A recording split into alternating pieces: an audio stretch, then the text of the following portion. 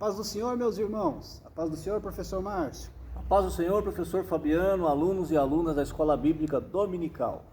Pela graça de Deus, estamos aqui hoje mais uma vez para estudar mais uma lição maravilhosa da nossa querida Escola Bíblica Dominical. E dando aí o prosseguimento aos estudos do quarto trimestre de 2021 aqui na classe dos adultos. Nesse trimestre estamos aí estudando o tema O Apóstolo Paulo, lições da vida e ministério do apóstolo dos gentios para a Igreja de Cristo. Estamos aí, né, professor Márcio, nos aprofundando na vida do apóstolo Paulo, né? É verdade, esse personagem tão importante Com certeza. na Bíblia Sagrada. Verdade. Uma das peças principais aí da igreja primitiva, né, da expansão da igreja. Né?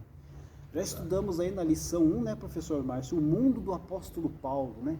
Sim. Nós vimos ali como que era a época, né, em que o apóstolo Paulo vivia, né? A época da igreja primitiva, né? Qual era o império dominante, a língua dominante, né? As coisas que Podemos ver a cultura, ele foi criado em 3 culturas, né? Exatamente, sua preparação, né? Tudo isso nós tivemos na primeira lição. Exatamente. Na lição da aula passada, lição 2, nós estudamos a respeito de Saulo de Tarso, o perseguidor, que foi ali um dos maiores perseguidores da igreja primitiva, né? Verdade. Já formado no judaísmo, agora ele se transforma no... Exatamente. A cena em que Estevão é morto apedrejado, que Paulo acompanhou ali, foi testemunho ocular de tudo aquilo, né? E hoje vamos estudar aí, meus amados, a lição de número 3, que logo após essa sequência aí de Estevão, quando Estevão foi morto, apedrejado ali, né, não negando a fé, não negando o nome de Jesus, Paulo saiu daquela cena e pegou o caminho para Damasco, que ia lá perseguir mais cristãos que estavam na cidade de Damasco. Mas ele não imaginava o que iria acontecer com ele na metade desse caminho. É verdade. Teve um encontro com Jesus. E quem tem um encontro com Jesus, professor Márcio, um encontro genuíno, um encontro real, um encontro profundo com Jesus, nunca mais vai ser a mesma pessoa. Não. Assim aconteceu na minha vida, Nunca assim mais. aconteceu na sua vida. É verdade. E assim também aconteceu na vida do apóstolo Paulo. Lição 3, a conversão de Saulo de Tarso.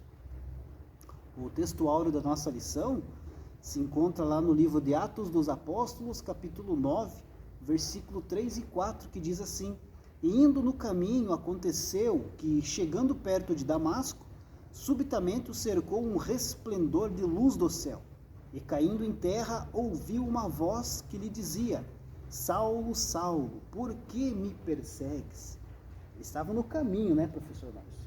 O caminho a Damasco. Caminho de Damasco. O objetivo era ir buscar os crentes que estavam lá. Exatamente. Tinham fugido de Jerusalém por causa da perseguição.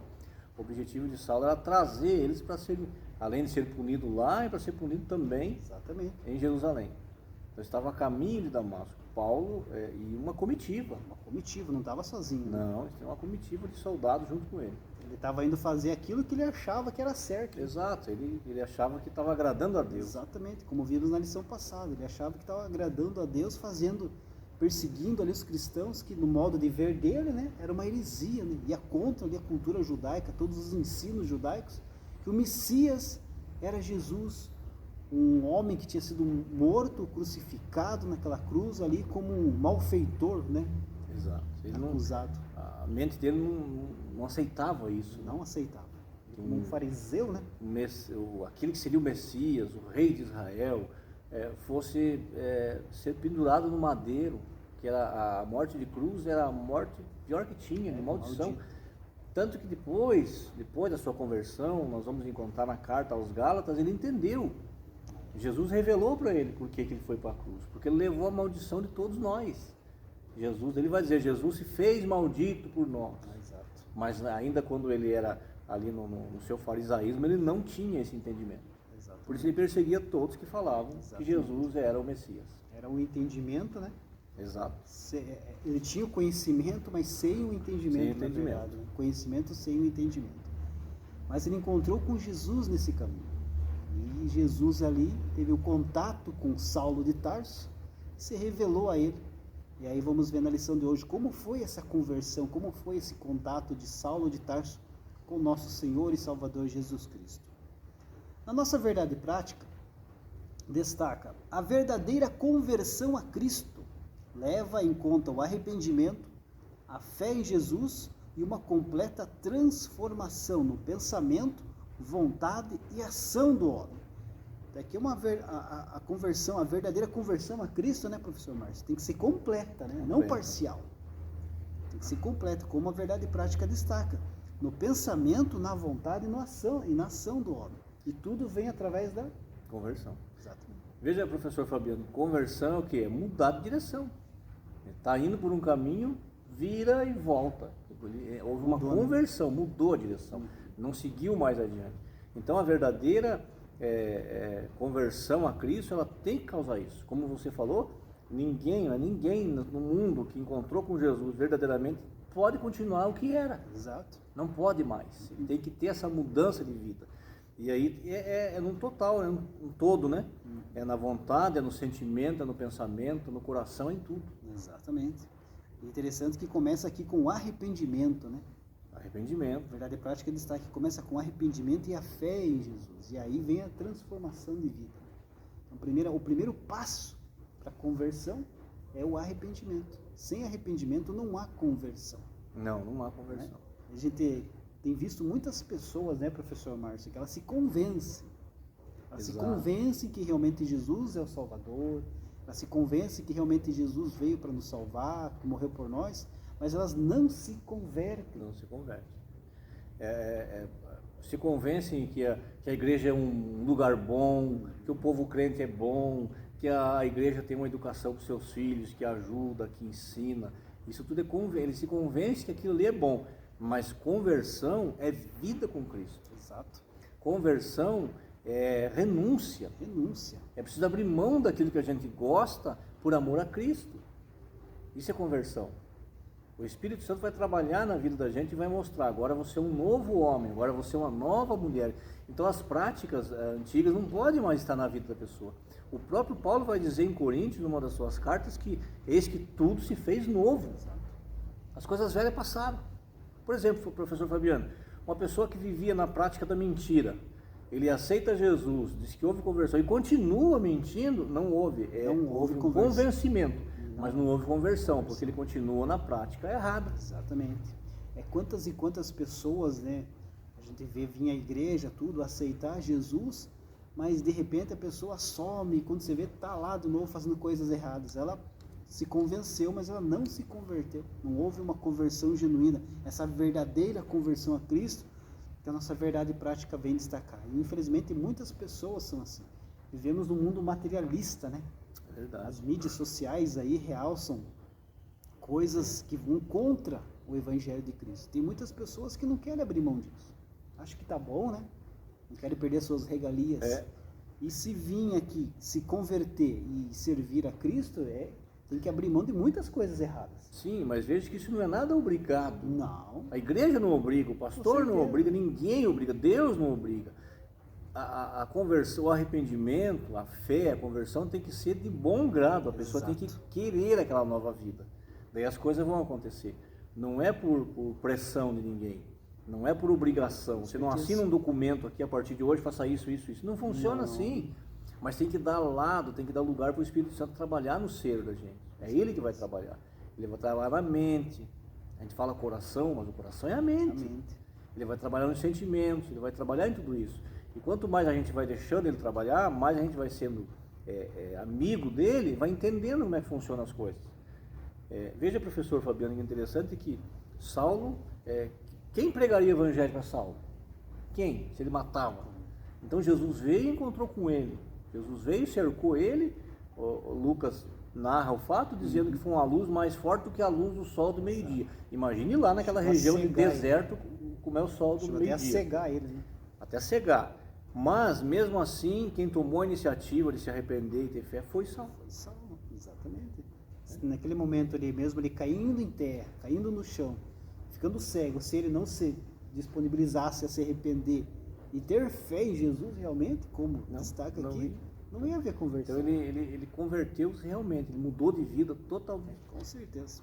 E como nós estamos precisando, professor Fabiano, desse evangelho de conversão. Conversão. Nós estamos vivendo muito hoje, professor Fabiano, até tem uma citação que nós estamos no evangelho do mergulho e pule, né? Mergulhe nas bênçãos e pule as ordens de Jesus, não precisa renunciar, mergulhe na bênção. Venha, você vai receber isso, aquilo e aquilo e aquilo. Você e eu precisamos receber primeiro é a salvação. Isso é o maior prêmio, nem merecíamos, é graça, é favor imerecido. As demais coisas vão ser acrescentadas. Mas primeiro nós temos que ter o arrependimento e a conversão. E temos que ter uma vida diferente. Não só por fora, mas principalmente de dentro para fora. Principalmente no interior, né? Porque não adianta ser crente aqui na hora da gravação, né, professor Fabiano? Mas como é que é lá na minha casa, na tua casa, na rua, no trabalho? Então é isso que Deus está vendo, é o nosso coração, é a nossa conversão mesmo verdadeira. Como o nosso pastor sempre fala, ser crente dentro da igreja é fácil. Sim, mas uma luz no meio de um monte de luz, né? Com certeza. Todos brilhando, agora eu quero ver a luz lá na treva. Aí sim, aí você vai demonstrar. A própria história da igreja primitiva mostra que a igreja cresceu de uma forma porque os crentes davam testemunha do evangelho. Exato. Né? Eles testemunhavam com a sua vida, com a sua forma de viver. As pessoas olhavam para eles, não, mas eles são diferentes, eles têm alguma coisa a mais do que nós. As pessoas iam e se convertiam por causa do testemunho. Então, por quê? Porque elas se converteram a Cristo, do interior para fora. E é isso que o evangelho tem, essa conversão do interior para fora. E muita gente, infelizmente, fica só na aparência, só no convencimento. E não há essa conversão, que é o tema aqui da lição de hoje. A nossa leitura bíblica em classe, que se encontra lá em livro de Atos dos Apóstolos, capítulo 9, do versículo 1 ao versículo 9. Aqui relata, né, a conversão do apóstolo Paulo, o momento que ele está lá no caminho para a cidade de Damasco e encontra com Jesus. Mas aqui tem um versículo, professor Márcio, que eu queria destacar. A gente que estuda a Bíblia, né, a gente sabe que temos aí uma ciência que estuda a Bíblia, né, para a gente poder estudar melhor, que é a hermenêutica, né? Exato. E a hermenêutica traz várias regras aí para você poder ter um conhecimento mais profundo da palavra de Deus, né? Entender realmente as escrituras sagradas, né? E uma das regras que a hermenêutica nos traz é você saber entender alguns termos bíblicos, como era usado realmente naquele tempo, né, em que foi escrito, para qual a finalidade, para você poder ter um entendimento. Verdade, né? Para você poder entender, para você falar o que realmente o texto está falando. E aqui, professor Márcio, no versículo 5, Jesus está escrito assim, e ele disse, quem é, Senhor? E disse o Senhor, eu sou Jesus, a quem tu persegues. Aqui que vem a expressão, duro é para ti recalcitrar contra os aguilhões. Uma expressão que para nós, aqui no nosso dia a dia, na época que nós vivemos, não temos como entender de certo, né, professor Márcio? Verdade, verdade. Como tem vários ditados, né, que Jesus falava lá, e para os nossos dias você não consegue ter um entendimento. Mas o que significa, né, professor Márcio, essa passagem? Né? Recalcitrar contra os aguilhões. A palavra recalcitrar, ela significa confrontar, resistir, né? Ficar brigando ali. E aguilhões eram uma espécie de um arpão, né?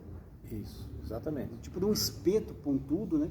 Em que era usado ali justamente para ficar cutucando os bois que ficavam ali brigando, né? É para eles não voltar para trás. Exatamente. Jesus está dizendo, não adianta você querer voltar para trás, que agora não vai. Exatamente. Porque agora se voltar, você vai ter um aguilhão, vai ter uma ponta. Exatamente. Então era isso, porque era a linguagem da época. Exatamente. Como eles entendiam, era exatamente isso, era um instrumento ali que forçava o animal a ir só para frente. Exato. Porque se ele parasse e quisesse voltar para trás, aquilo ia entrar na carne, ia causar dor e ele ia ter que andar. Tinha aqueles boi muito bravos, né? Exato. Ficava se debatendo ali, não queria trabalhar, eles cutucavam o boi ali para o boi seguir em frente, né? Então, se o boi ficava se batendo e se cutucasse ali com o aguilhão, o boi ia sofrer, ia ficar doendo. E é isso que Jesus está falando aqui para Paulo, né? Não adianta você ficar se debatendo. Então, Jesus está quase que comparando Paulo com um boi bravo, né? Praticamente, né? Não adianta você ficar debatendo, você ficar aí com rebeldia. Não adianta, eu sou Jesus. Interessante, professor Fabiano, olha que Paulo diz, quem és Senhor? Senhor. Então ele sabia que tinha o Senhor, ele sabia que estava acontecendo com ele, era sobrenatural, ele tinha conhecimento, ele era um judeu. Com certeza. Ele era uma pessoa que tinha conhecimento da Torá, toda a Bíblia judaica. Então ele responde, ele diz, quem é, Senhor? Exatamente. O que eu estou fazendo? Eu quero saber com quem que eu estou lidando. Quem é, Senhor? Daí Jesus fala, eu sou E aqui também tem uma outra lição interessante, professor Fabiano, é que quem persegue a igreja de Jesus está perseguindo o próprio Jesus. O próprio Jesus, exatamente. As autoridades aí, pessoas que estão perseguindo as igrejas, saibam que vocês estão perseguindo o próprio Cristo. O próprio Cristo. E é com ele que vocês vão ter que acertar. Não é com a igreja. Não é Essa com o igreja, pastor, não é com ninguém, não, com Jesus. essa igreja evangélica no Brasil e no mundo não é um povinho qualquer, sem direção, que não tem ninguém cuidando. Tem sim. E deixa bem claro, Jesus é bem claro aqui, falou, você está me perseguindo. Exatamente. E ele estava perseguindo quem? Os crentes. Os crentes. Então perseguir um crente está perseguindo a Jesus diretamente. É como se Jesus chegasse para Paulo e falasse, então, né, Paulo, não adianta você se revoltar contra mim. Não adianta, não vai adiantar nada. Você pode matar o mundo inteiro. Com certeza, eu sou Jesus, não adianta. É como se estivesse falando nos nossos dias hoje isso, né? Exato. E, infelizmente, como o professor Márcio falou, né, muita gente persegue a igreja. Sim. Muita gente persegue os cristãos. E não estou falando de perseguição lá no Oriente Médio, não, país muçulmano, não, estou falando aqui mesmo no no Brasil. Ainda que muitas das perseguições são veladas, são em forma de lei, são em formas de artigos assim, coisas assim, mas é perseguição. Exatamente. Quem já não ouviu alguém dizer, e lá vem aquele crentinho, né? Sim. Tá chegando aquele crentinho, já tá chegando. E no próprio trabalho, no lugar que a gente vive. Então, infelizmente, tem pessoas que são contra os cristãos, que são instrumentos do Satanás, para perseguir, para maltratar os cristãos. Então eles estão perseguindo quem? Jesus. Que é o dono da igreja. Né? Exatamente. Então nós vivemos esse momento aí de perseguição da igreja, né? Leis contra a igreja. E tem muito crente aí que está quase arrancando o cabelo da cabeça. Arrancando os cabelos, preocupado que vai acontecer isso. E como o professor Márcio falou, estão perseguindo Jesus. É Jesus que vai na hora certa tomar a frente ele para. E vai resolver. Assim como ele parou Saulo, ele para também o que ele quiser. Com certeza. Nós devemos aí obedecer a Deus, servir a Deus. Exato. E fazer aquilo que Deus mandou nós fazer. Não mandou nós ficar lá brigando com político, brigando com... Não, temos que fazer aquilo. Não temos que temer a perseguição. Com certeza. Temos que continuar servindo a Deus. Verdade. A introdução da nossa lição diz assim: a conversão de Saulo de Tarso, indiscutivelmente, foi um dos mais importantes acontecimentos da história do cristianismo. Saulo tornou-se um dos mais célebres defensores da doutrina de Cristo. Nesta lição, veremos como ele passou por uma mudança radical na forma de pensar acerca do nosso Senhor. No caminho para Damasco, de um modo poderoso, Jesus chamou a razão e entendimento de Saulo, e este mudou de atitude por meio de uma impactante experiência sobrenatural. Assim, se por um lado Cristo tomou a iniciativa, por outro, Saulo respondeu com arrependimento e fé. Exatamente. E é isso que tem que ser, né, professor? Responder a esse plano da salvação que Deus disponibiliza para todo mundo. Exatamente. Essa porta que está aberta, basta entrar, né? Exato. Entrar e permitir que o Espírito Santo faça as mudanças necessárias. Com certeza. E depois a gente vai entender e vai ver que ele fez para melhor. Com certeza. É sempre para melhorar a nossa vida, nunca para piorar em nada, mas é para melhorar. Verdade. Aqui a lição destaca, né, que essa conversão de Paulo foi um dos mais importantes acontecimentos da história do cristianismo. Olha que importância que tem, né? Sem dúvida nenhuma, um dos momentos mais importantes do início da igreja foi o Pentecostes. Sim, né? Exatamente. Que ali se iniciou a igreja, lá no Pentecostes. Exatamente. Né? Os crentes foram revestidos pelo poder do Espírito Santo, começaram a falar em línguas estranhas e várias pessoas ali foram evangelizadas. Sim. E através desse evangelismo, pessoas criaram igrejas lá em várias outras cidades, né? Por causa ali dessa pregação. Ali começou a igreja, a organização, né? A reunião das pessoas começou ali. Exatamente. As pessoas se reunir e congregar. Exatamente. E já de princípio teve um crescimento extraordinário, né? As pregações de Pedro, 3.000, 5.000 pessoas se convertendo ali ao cristianismo na igreja, cresceu de uma forma ali extraordinária, né? Podemos dizer assim, né? Mas daí Jesus ali acabou usando o apóstolo Paulo, no caso era Saulo de Tarso, né? Para perseguir a igreja, para que os cristãos fossem pregar para outras localidades, que eles tinham ficado apenas em Jerusalém. Para se cumprir o ID de Jesus, né? Com certeza. Ele falou que era para ficar em Jerusalém até ser revestido e depois de pregar para Samaria, para Judéia e até os confins da terra. Eles estavam muito bem, estavam todos, né? Estava cômodo, né? Estava em casa, estava em Jerusalém, tudo, junto com os judeus, aí estava o poder de Deus, estava tudo bem. mas não era esse o plano de Jesus. Então ele pegou um perseguidor e trouxe para espalhar. E mais tarde ele vai usar daí o Paulo como agora o convertido para juntar, para reunir o povo. É assim que Deus faz. É verdade.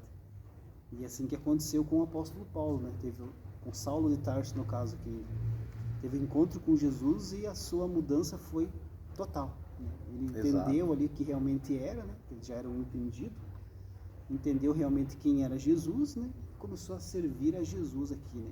Como a lição destaca aqui, ele mudou de atitude por meio de uma impactante experiência sobrenatural, essa experiência que ele teve com Jesus, Exatamente. no caminho de Damasco, uma experiência sobrenatural. Somente Jesus poderia chegar ali para Saulo de Tarso naquele momento, né? O ponto 1 da nossa lição diz a conversão de Saulo, um ato da graça de Deus. O subtópico 1, a conversão de Saulo e sua experiência sobrenatural. Em Atos 9:3, Lucas narra a impactante experiência sobrenatural de Saulo no caminho para Damasco.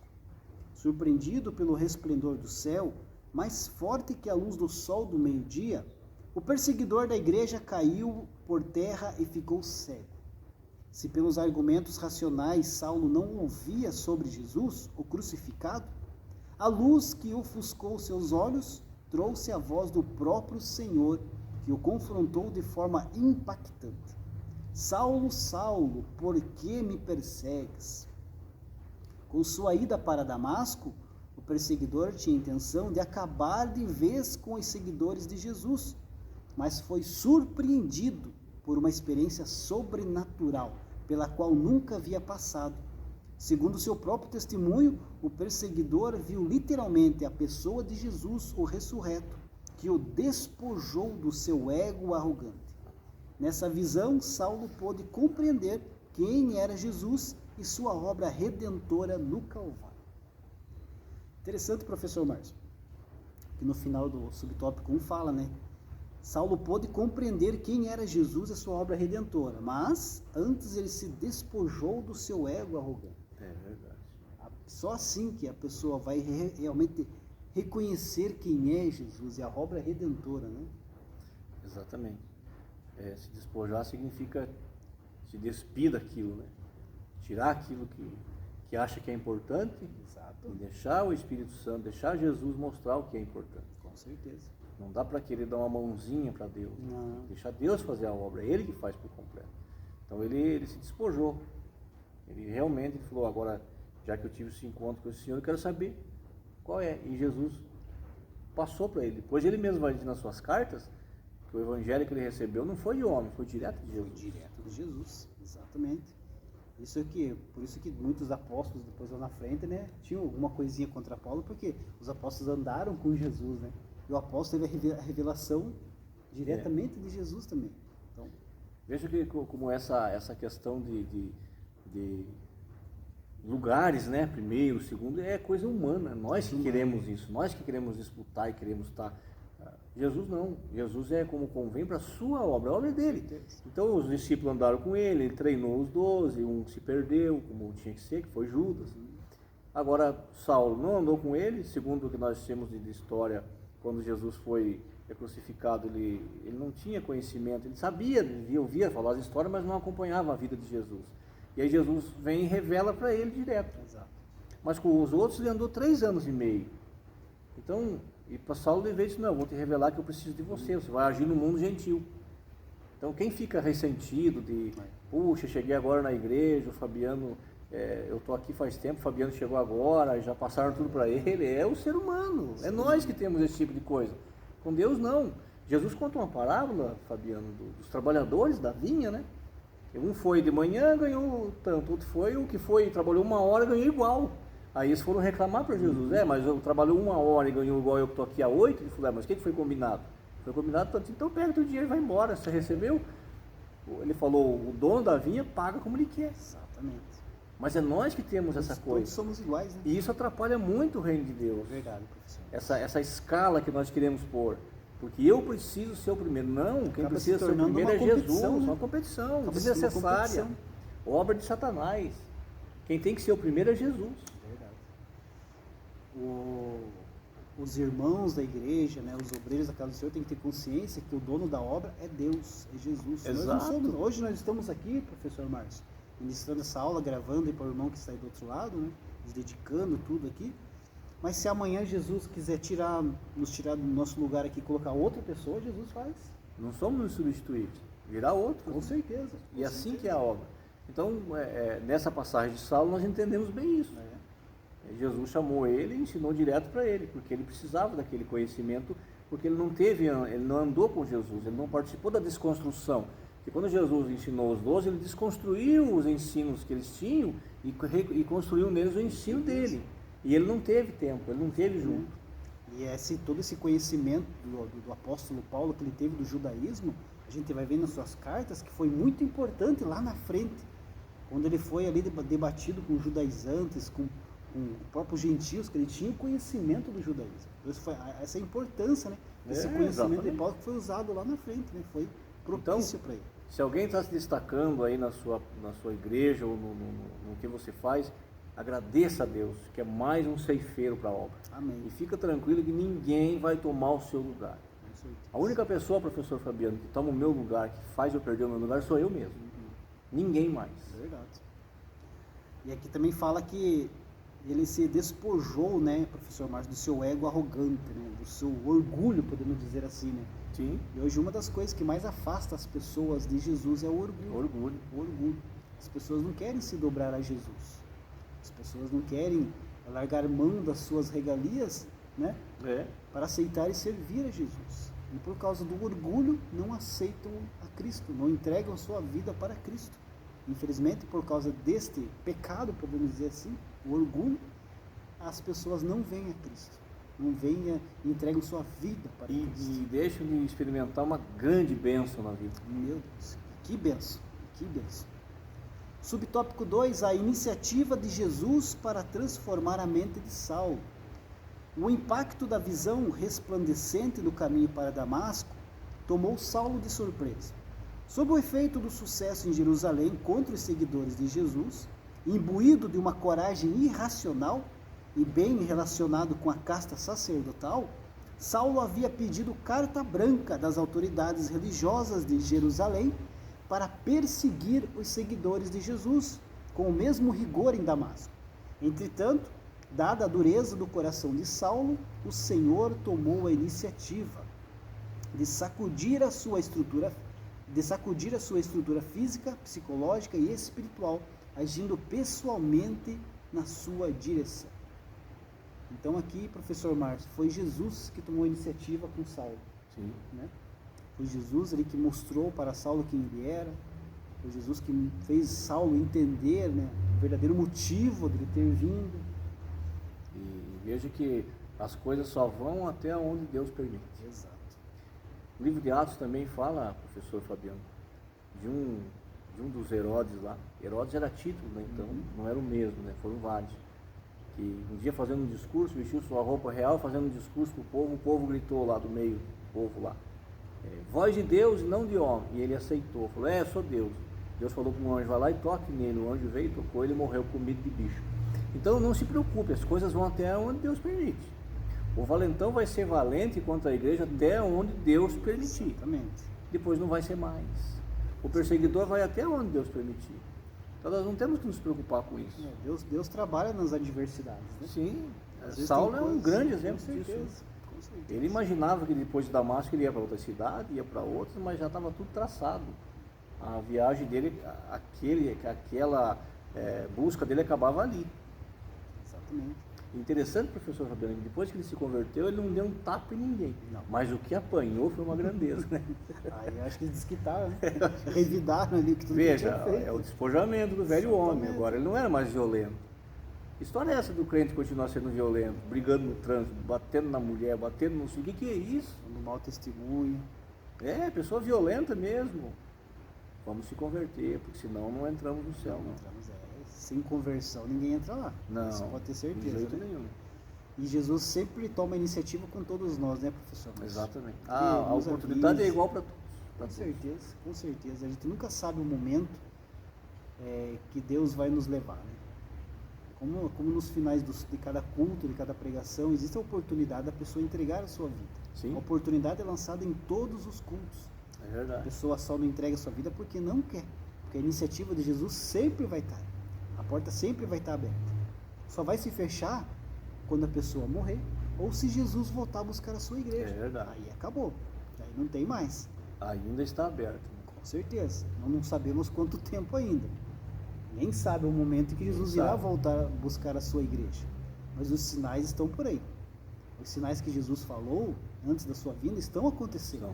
É só você ligar o jornal e veja quantas coisas, quantas catástrofes estão acontecendo pelo mundo afora, quantas coisas, religiões que estão fazendo aí ligações, né, contratos entre elas. Estão. Recentemente está aí os países se unindo aí para fazer uma espécie de imposto único. Isso tudo é plataforma para quem? Para o anticristo governar. Então os sinais da volta de Cristo estão mais claros do que nunca. Com certeza. Então fique atento à voz do Espírito Santo. Às vezes Jesus está dando a iniciativa, está fazendo a iniciativa na sua vida, mas você não está entendendo. E só para mais um adendo aqui, professor Fabiano, e não é vou me preparar, é já estou preparado, porque não dá tempo para nada. Não dá tempo. Eu ainda vou me preparar. Não. Nesse pensamento teu você pode morrer e acabou. Com certeza. Então já esteja preparado. Com certeza. Jesus disse que ele virá como ladrão. Ninguém está esperando. Vai ser naquele momento que ninguém espera. Então nós temos que estar preparados. Nunca falte o óleo sobre a nossa cabeça, que é o Espírito Santo. E que as nossas vestes estejam sempre brancas. Isso quer dizer santidade. Santidade. Nosso dia a dia é corrido, né, professor Márcio? Às vezes se perde um ônibus ali, né? Sim. Mas você pode pegar o próximo, né?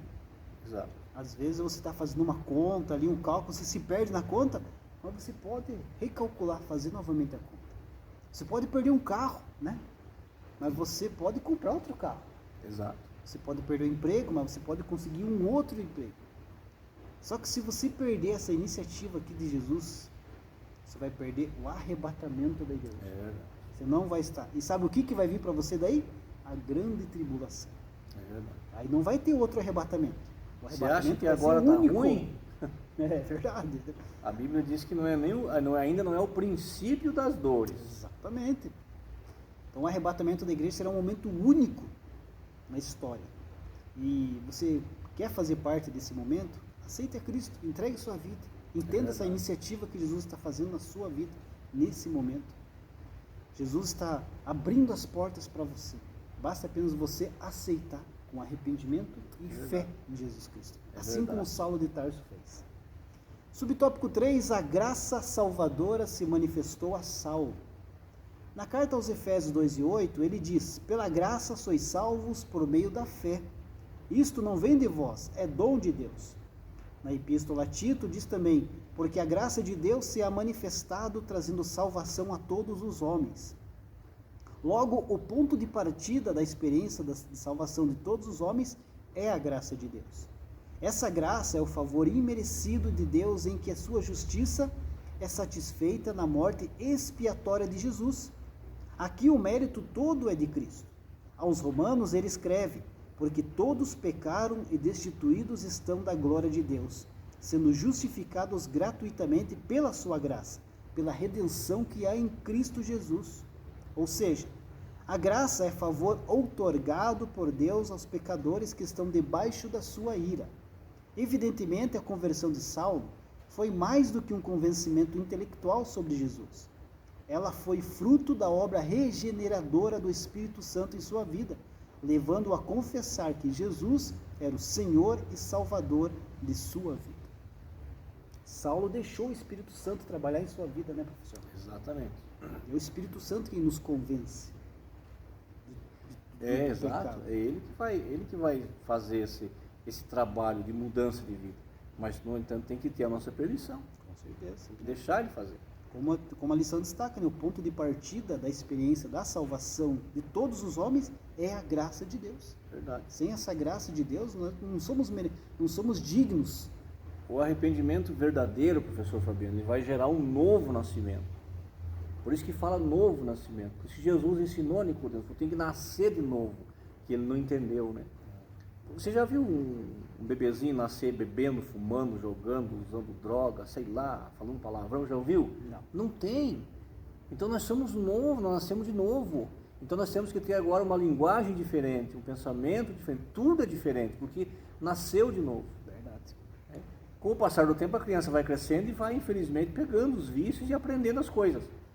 E nós é a mesma coisa, então nós nascemos de novo. Agora nós precisamos manter esse novo nascimento. Não podemos ficar como é que fala assim, deixar isso como se fosse coisa do dia a dia, mas tem que estar sempre com o novo nascimento. Provérbios 28:13 tem um versículo lá que diz assim, professor Fabiano: aquele que confessa e deixa, alcança a misericórdia. Amém. Então o segredo é deixar a velha vida para lá, deixar o velho homem, mas não precisa sair de forma abrupta fazendo, deixa o Espírito Santo trabalhar, mas permita que ele trabalhe, que você vai ver que a mudança vai acontecer. Com certeza. Porque nasceu de novo. O velho homem, né? As pessoas, para deixar o velho homem de lado, tem que alimentar o seu espírito. Exato, né? Exatamente. Alimenta o espírito que o velho homem vai ficar de lado. Só que o velho homem sempre vai estar ali. Ele pode estar a lá, natureza do pecado vai continuar. enfaixadinho, quietinho, lá no cantinho dele, mas você tem que alimentar o espírito. A partir do momento que você der um pãozinho para esse velho homem, ele já se levanta. Opa, estou aqui ainda.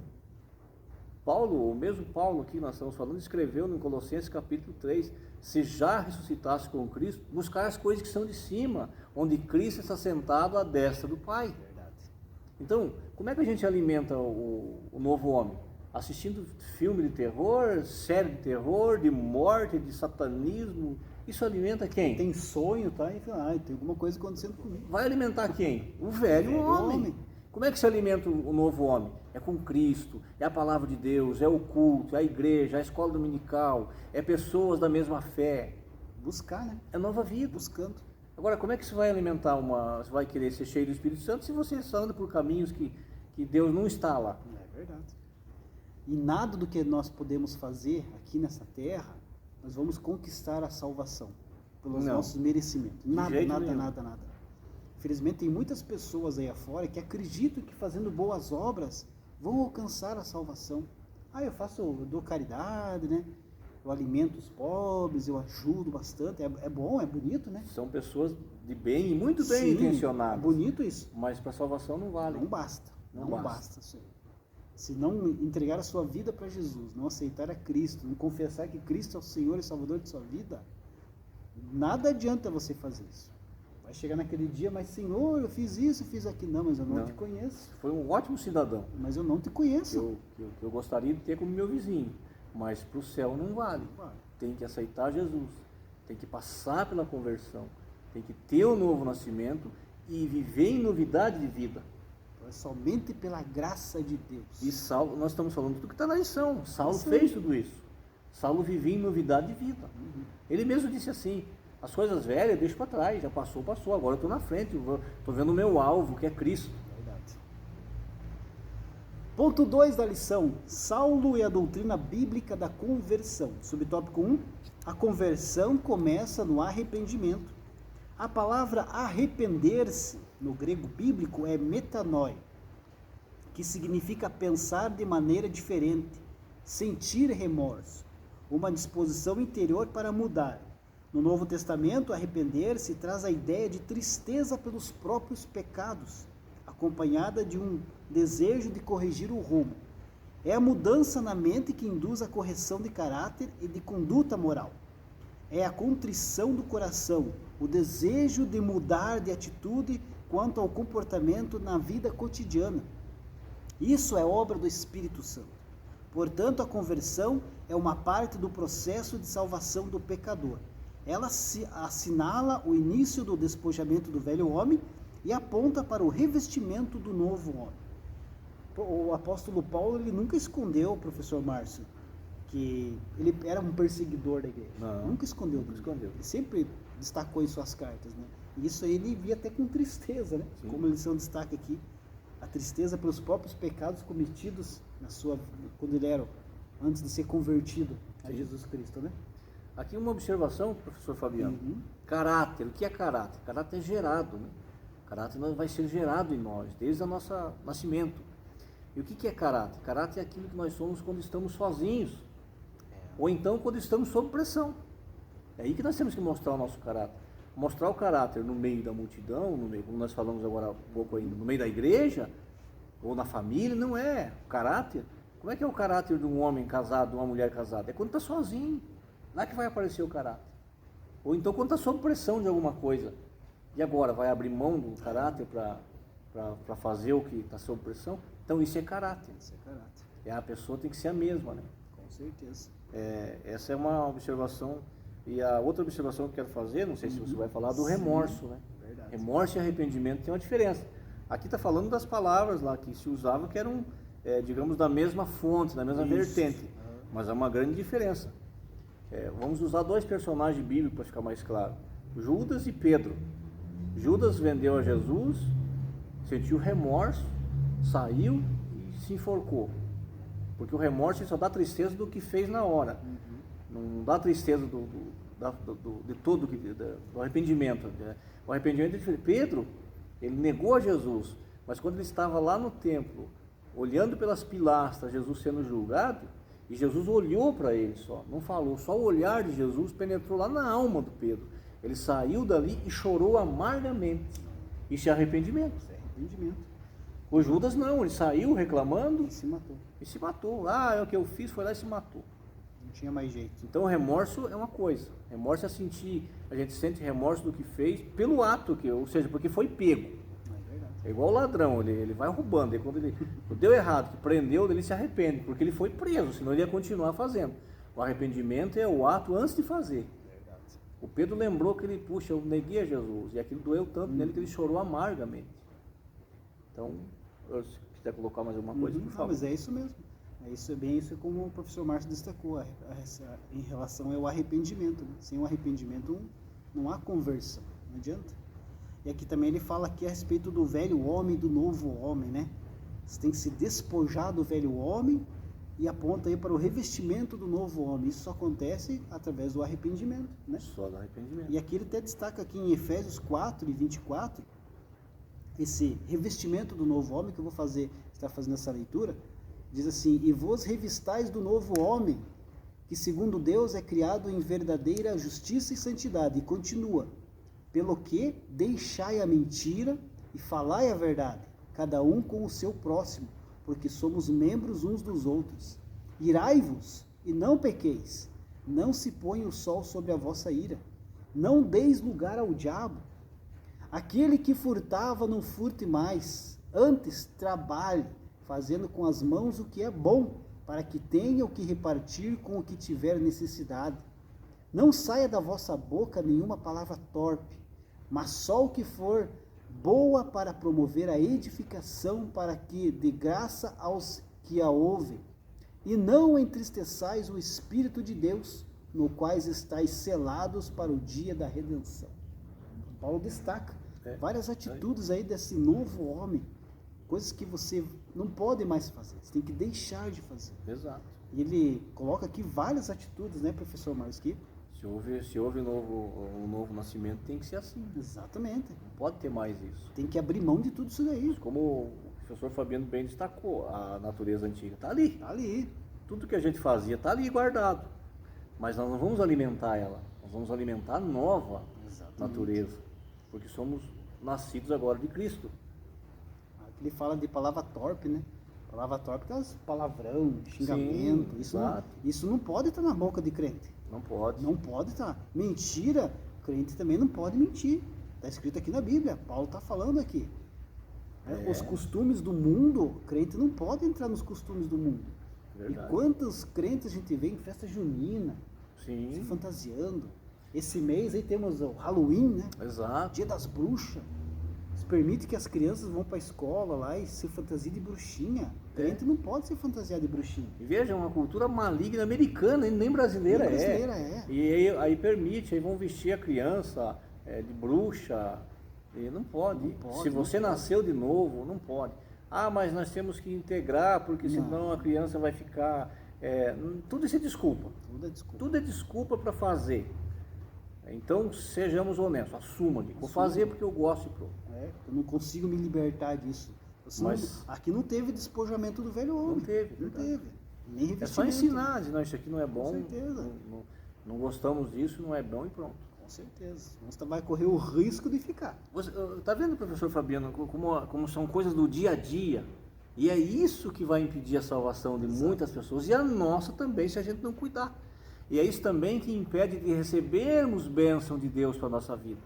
Muitas pessoas acham que bênção é só dinheiro, é só coisa material. Não! Uma noite de sono bem dormido é bênção de Deus. Um trabalho onde tudo deu certo no nosso trabalho, o Espírito Santo nos orientou, resolvemos tudo o que tinha que resolver, é bênção de Deus. E tem muito crente vivendo atribulado. Por quê? Porque ele dá lado para essas coisas.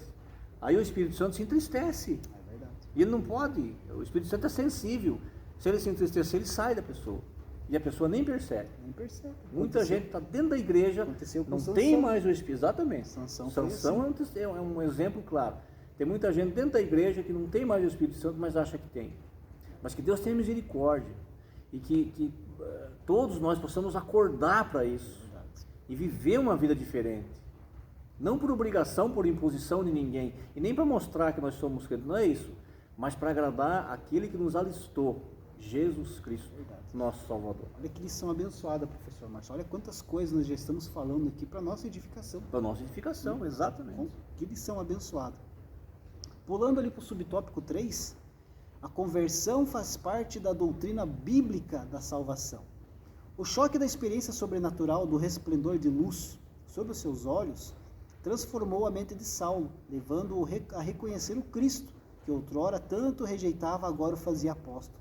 Como vimos, a verdadeira conversão é a que nasce da tristeza para com o pecado e o reconhecimento de que o homem precisa dar meia volta para Deus. É uma mudança que tem raízes na obra regeneradora do Espírito Santo, efetuado na vida do pecador. Como obra de Deus, a conversão é uma manifestação externa da regeneração operada pelo Espírito no interior do homem, que implica mudança de pensamento, vontade e ação. Uma mudança que altera todo o curso da vida do pecador. É o ato divino pelo qual Deus faz com que o pecador volte para ele em arrependimento e fé. Portanto, uma verdadeira conversão revela uma poderosa transformação na vida do convertido. Uma das evidências, professor Márcio, que uma pessoa realmente se converteu são as suas atitudes no dia a dia, Exato. Seu testemunho de vida, como nós já destacamos aqui na lição. Como ela é vista pelos outros lá fora, não aqui apenas dentro da igreja. Essa é uma das principais evidências que houve uma transformação interior, como a lição que está falando. E isso vai aparecendo naturalmente, sem forçar. Eu até não gosto muito, professor Fabiano, quando alguém se apresenta muito como evangélico, usando a fé, usando o nome até da igreja como seu cartão de visita. Não gosto. Geralmente não traz boa coisa isso não. Verdade. Deixa que as pessoas vejam em você a transformação. Deixa que Cristo brilhe na sua vida. Se você for pedido a razão da tua fé, sim, você vai falar. Mas deixa Jesus aparecer nos seus atos. Deixa a sua vontade própria. Porque está assim de mau testemunho. Com certeza. Infelizmente. É verdade. A pessoa chega, se apresenta como... e ainda com nós estamos passando por uma situação que hoje gospel, evangélico, virou o que está aí, mas ainda assim, ainda há uma credibilidade quando a pessoa fala que ele é cristão, que ele é crente. Quantas e tem muita gente usando isso. Exato.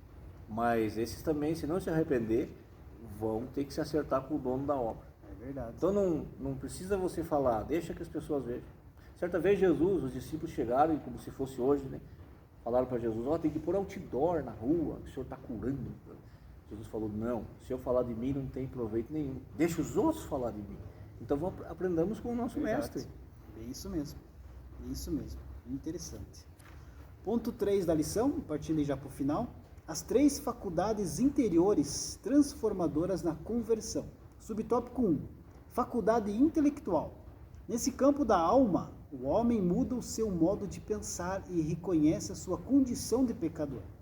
A Bíblia chama isso de conhecimento do pecado, conforme Romanos 3:20, que diz assim, por isso nenhuma carne será justificada diante dele, Deus, pelas obras da lei, porque pela lei vem o conhecimento do pecado. Então, reconhecer, né, professor Márcio, que nós somos aí falhos e pecadores, né, faz parte do processo de conversão. É o começo. Faz parte. Você tem que reconhecer que eu não sirvo, não presto para nada, sou pecador e eu preciso de Deus na minha vida. Só Jesus para me salvar. Professor Fabiano, em Apocalipse, diz lá que Deus olha do céu, sabe como é que ele vê o ser humano? Miserável, cego e nu. É assim que ele vê. Então a gente tem que reconhecer, chegar e dizer, Senhor, eu sou o que sou, estou aqui, mas eu preciso da mudança, eu sei que o Senhor pode fazer isso por mim. Reconhecendo o seu pecado, o seu erro. Exatamente. Isso aí vem nessa faculdade intelectual. Você Exato. vai dizer, reconhecer que você é um miserável, Exatamente. que você é pecador, que nós somos apenas criaturas feitas por um Criador muito maior, Exato. que disponibiliza a salvação para todos. Então esse reconhecimento é o primeiro passo para a conversão. Primeiro passo. É o primeiro passo. Se você não reconhecer que você é pecador, assim, não, eu vou aceitar Jesus porque é legal, é bonito. Não adianta nada. Não. É que está na moda. Não adianta nada. Porque vai continuar com o intelecto contaminado. Exatamente. E essa é a mudança que começa no interior, né? Subtópico 2, a faculdade das emoções. Nesse campo da alma, o pecador experimenta uma mudança de sentimentos na vida interior, onde se manifesta a tristeza pelo pecado contra um Deus santo e justo. E segundo aos Coríntios 7,10 está escrito, porque a tristeza, segundo Deus, opera arrependimento para a salvação, da qual ninguém se arrepende, mas a tristeza do mundo opera a morte. No Antigo Testamento, o salmista Davi demonstra tristeza pelo seu pecado e roga por misericórdia. Tem misericórdia de mim, ó Deus, segundo a tua benignidade. Apaga as minhas transgressões, segundo a multidão das tuas misericórdias. Salmo 51. Já falamos sobre isso, o arrependimento humano é só na hora que deu errado. Mas depois passa e ele volta a fazer. Esquece. Então a tristeza de Deus é aquela que gera o por que eu fiz aquilo, não posso mais fazer, não quero mais isso para mim. Essa é a tristeza de Deus. A tristeza do homem é porque deu errado naquele momento. Nós não vamos falar aqui que você nunca mais vai pecar. Não, você tem Jesus agora, ninguém vai pecar. Não, você vai continuar pecando, nós pecamos. Se você falar que não peca, você já está pecando. A Bíblia te diz. Nós vamos cair, vamos continuar caindo, mas essa tristeza que gera aqui dentro de nós, por causa desse arrependimento, é isso aí que vai nos levar a Deus, a salvação. Porque você vai se arrepender na hora, o Espírito Santo liga um alerta ali. Não? Você vai se arrepender na hora, cair, Jesus, me perdoa, Senhor, cair de novo. E Deus, pela sua misericórdia, estende a tua mão até nós. Quando o apóstolo João escreve em uma de suas cartas, porque João escreveu o Evangelho mais 3 cartas, né? E o Apocalipse também. Em uma das suas cartas ele fala assim, quem é nascido de Deus não peca. Mas espera aí, ele não está dizendo que não vai pecar mais, ele está dizendo que quem é nascido de Deus não peca o pecado planejado, que ele pensava antes para pecar, a premeditação do pecado. Ele vai pecar, nós estamos no percurso, acidente mas de ele percurso. não tem mais aquela, ele fica pensando no que vai fazer para cometer o pecado. Ele vai pecar porque aconteceu ali e tal. Então isso que o João está dizendo. Porque o mesmo João depois vai dizer também, parece uma contradição, mas não é, ele vai dizer, quem diz que não tem pecado é mentiroso. Então, veja, mas ele tem, por isso que o professor falou bem aqui no começo da hermenêutica. Uma das regras da hermenêutica é a Bíblia interpreta a própria Bíblia, nada de trazer coisa de fora. Então nós não pecamos no sentido de premeditar o pecado, mas enquanto estivermos nessa carne, nesse mundo, nós estamos sujeitos sim ao pecado. Com certeza. Nesse assunto ainda, professor Márcio, tem uma mentira que o inimigo prega e fora, o inimigo das nossas almas, e põe na cabeça das pessoas, que é quando a pessoa fala, não, eu já pequei demais, eu já não tenho mais salvação. Exato. Tem muita gente que fala assim, não, eu já errei muito, eu já matei, já roubei, eu não tenho mais salvação, então não adianta eu buscar porque eu já estou condenado. Isso é mentira do Satanás. Mentira, com certeza. Porque se você se arrepender de coração, se arrepender lá na sua alma, no seu íntimo, se arrepender mesmo, Deus vai te perdoar. Deus vai te perdoar. Por isso que nós nunca vamos entender o amor de Deus. Porque há pessoas que aos nossos olhos não tem mais jeito mesmo. Vamos dizer, mas esse aqui cometeu tanta maldade que não Saulo tem mais era jeito. um, né? Ananias não falou, mas para aquele lá perseguidor, caso escolhido. Ananias estava olhando com os olhos humanos. Exatamente. Então, mas se houve arrependimento sincero, como foi no caso de Saulo, e se houver também para aquela pessoa que pode ter praticado o que imaginar, Jesus perdoa. Porque ele morreu por todos. Como já falamos, a porta está aberta. Pra Ainda todos, há tempo de se arrepender. Né? Como o João Batista falou, né? Porém, Arrependeis, raça de víboras. Exato. Não esqueçamos nunca, professor Fabiano, que Deus é amor, mas também é justiça. Justiça. Chega um momento que Deus entrega, daí agora não, Isso não quem não quer mais sou eu. Isso também não quer dizer que vai te isentado um pecado, um erro Não. que você cometeu aqui na terra. De jeito nenhum. Deus te perdoa, Deus é misericordioso. Só que o erro que você cometer aqui, você vai Exato. pagar. O perdão de Deus não anula a justiça do homem. Exato. Veja o exemplo daquele que morreu na cruz lá, que estava o ladrão lá, né? O malfeitor que estava lá com Jesus. Ele falou, mestre, lembra de mim quando entrar no seu reino. Jesus falou o quê? Está tranquilo, está salvo, ainda hoje estará comigo. Mas ele morreu na cruz. Morreu. Ele não saiu de lá. A consequência dele era morrer lá pelo que ele cometeu na terra. Então o perdão de Deus não anula a justiça de Deus. A consequência vai vir.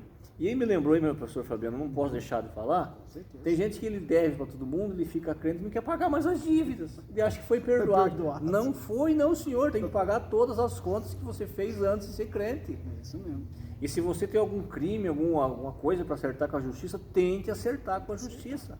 A igreja não é lugar para esconder esse tipo de gente, não. É verdade. Aqui é lugar de gente lavada, remida no sangue de Jesus, Glória que não a tem Deus. nada que se esconder. Tem gente que não quer pagar. Não, essa conta eu fiz quando era o velho homem. Ah, faça o favor. Subtópico 3, faculdade da vontade. Se o homem está convencido em seu intelecto e sentimento a respeito do seu pecado, resta-lhe agora exercer a sua vontade. O pecador agora pode pensar, desejar e fazer o que deve ser feito para a glória de Deus. Como imagem de Deus, o homem foi dotado com a faculdade de escolher livremente.